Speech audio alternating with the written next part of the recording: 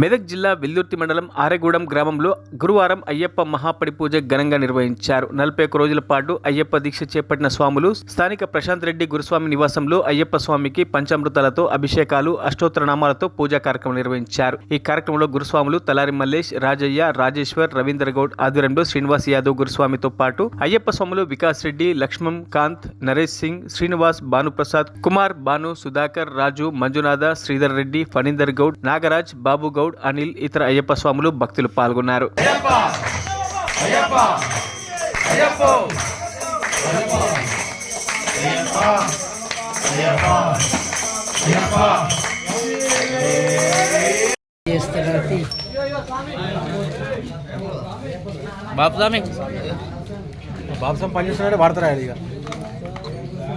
మరిన్ని అప్డేట్స్ కోసం మా ఛానల్ని సబ్స్క్రైబ్ చేయండి.